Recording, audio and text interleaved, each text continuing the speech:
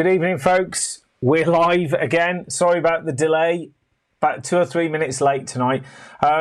It's a shame, really. I did want to get our friend Tim on the line with us. We were trying to do our interview together.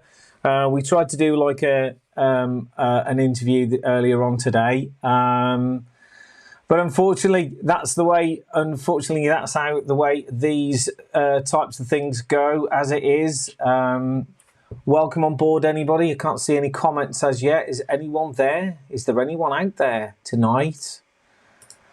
Let's have a look and see if there's any comments out there. I can see a few people on. Hi, everybody. If you're on, if you can see me, hello. I'm just trying to look to see if my comments are working as well now. It doesn't look if my comments are working as well. Oh, we have got some comments. It's just that for some reason, they're not coming up on my screen. Oh, where are they? Hold on. They must be here somewhere. I've lost them somewhere on the screen. It's always the same. Ah, right, Stu's in. I can see Stu. Hello, everybody else. Hi, Craig. Oh, we're all coming on. Hi, Will. Hopefully, we might see Tim come on and do some comments because we did a great presentation together, all about power distribution, and looks like I'm doing it on my own. So this is all going to be fun because Tim put a lot of it and put in this, and Tim should get the credit for it, really. In the meantime, I just wanted to say, on behalf of the association, because it's not just me. Oh, Tim's in. Thanks for coming on board, Tim. On behalf of the association, we've got a lot of sponsors. Check them out on the website.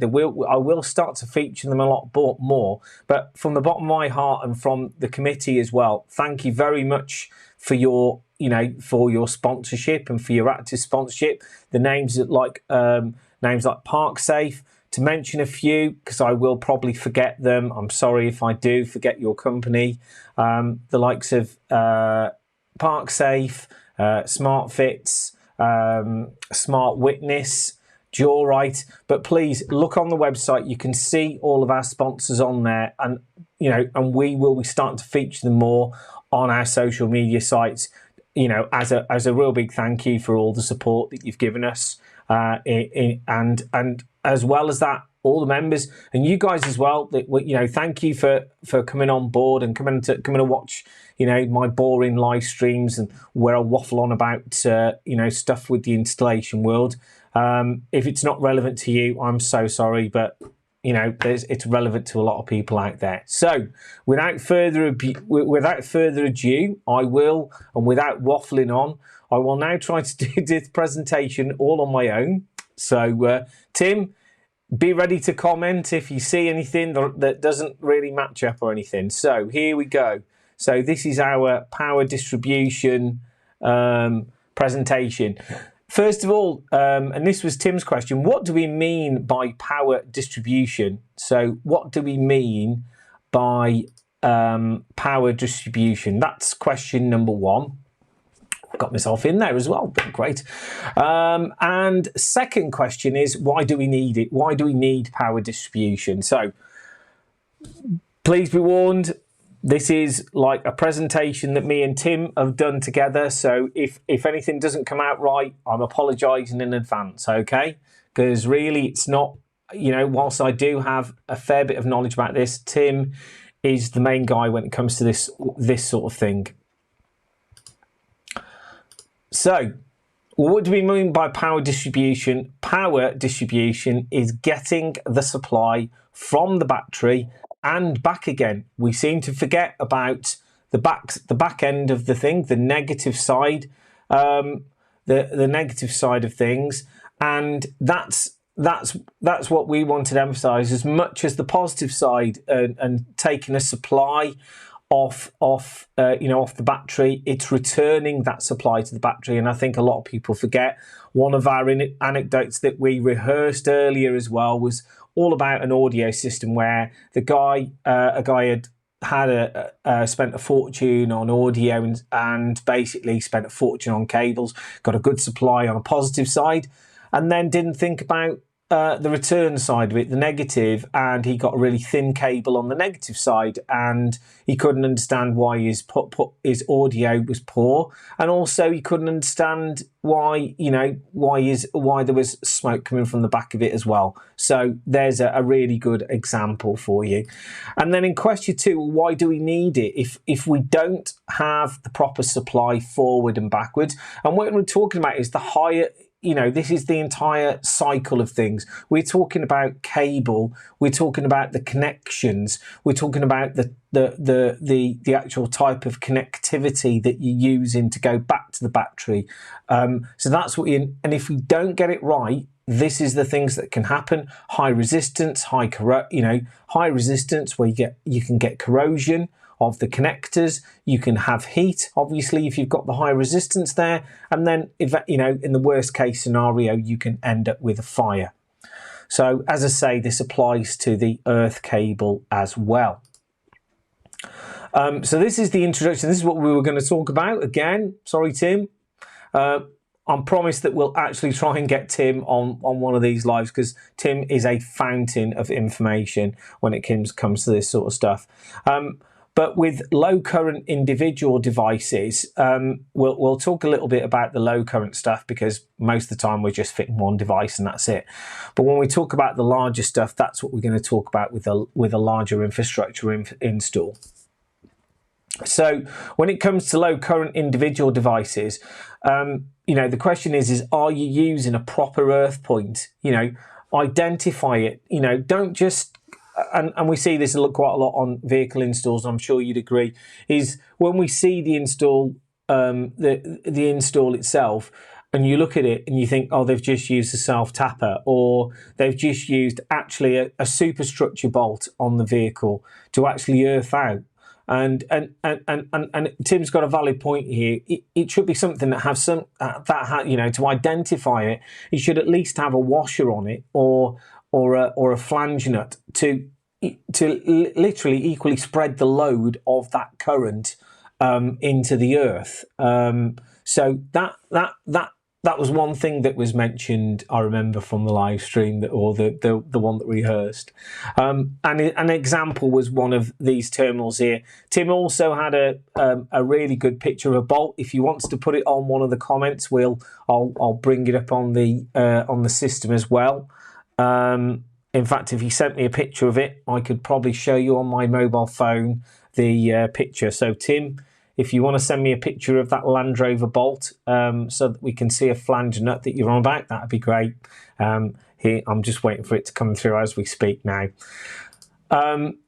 And then in terms of a larger scale install, well, we talk about this, planning your install, making sure that you've got a level of the total load.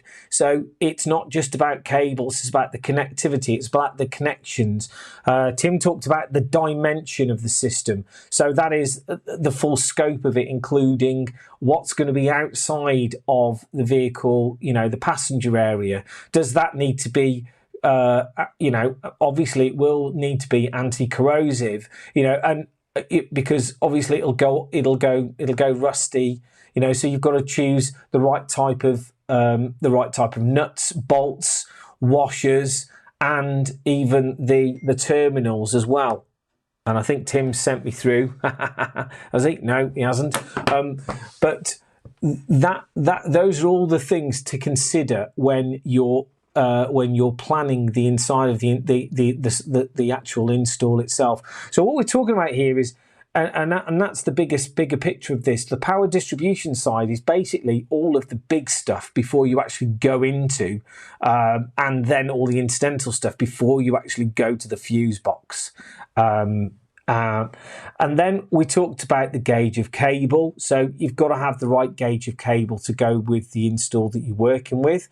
Another consideration to think about now is battery monitoring. Most vehicles now have this battery monitoring system. So if you're not careful, using the wrong connection in at the positive terminal, and then also using the wrong negative or using the wrong earth point, can also cause issues with the battery monitoring systems.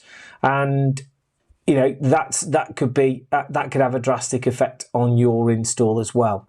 And then finally, conductivity.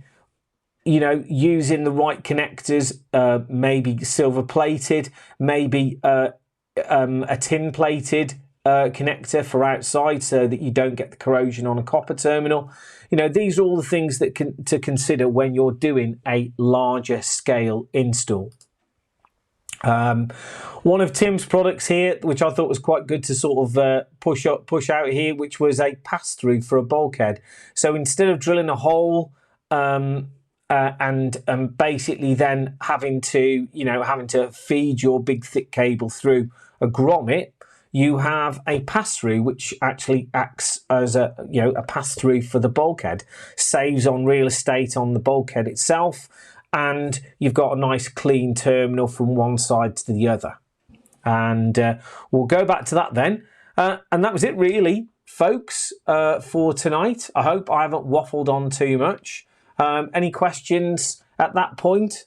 Has anyone got any questions about that at all? It's always great to have some questions as well. I don't think there is. That is, oh, there we go. That is an epic idea. Oh, thank you, Craig. I'm glad you like Tim's device, Tim's pass-through. Who else have we got on? Let's have a look. We've got Darren on board. Hello, Darren. We've got Will on board. We've got Stu here as well. Don't know whether you're still here. But that's about it then for tonight, folks. Don't forget, next week we have... Oh, here's a good question before we go. Is there a percentage against gauge and current? Tim, over to you. Let's see if Tim has a response to that quick enough. Is there a percentage? Oh, Simon's on as well. Hello, Simon. There's Stuart's question, Tim. Can you answer before we go? I'm waiting in the ether. Can he respond? I don't think I can. Is he still on board? Is Tim still on? I'm not sure. Well, I'm sure that Tim is watching in the background, and hopefully he will leave a comment just after I've come offline, maybe. We'll give it another few seconds. I don't think it's going to come up. No. Oh, not a question, but an observation. CCA or OSC? Still. Right, okay. Here's another one for you, Tim. Not a question, but an observation. CCA versus OFC. It still says to me that some things come with CCA wiring, okay? Right, Tim. I'm not really sure what is the question. Right. I'll tell you what we'll do, Stu. We'll conduct this offline for you. And what we'll do is I'll get Tim to get in touch with you about that. Because I will check with him on that question. Is there a percentage against gauge and current? But yeah, I did notice that observation. Thank you, Craig, for the observation as well. And that's about it for tonight, folks. Don't forget to say your goodbyes on the way out, so I'll put them up on the screen, and I'll leave you with this. Next week, we are talking about new tools and gadgets. We are talking about... where are those little devices? Oh, here's something like this. So we've got something like that. I don't know whether you can see that or not. That's a nice little gadget. We were looking at that gadget before. But those are the sorts of things. And guys, if you've got any other particular gadgets that you want me to feature, which will help installers do their job and make it easier to do their job, let's have them on. Let's get some photographs of them, and let's get a demonstration. Okay. Yeah, thanks, Craig. Right, thanks very much, everybody. We'll see you all soon, and I'll leave you with this. Good night, everyone.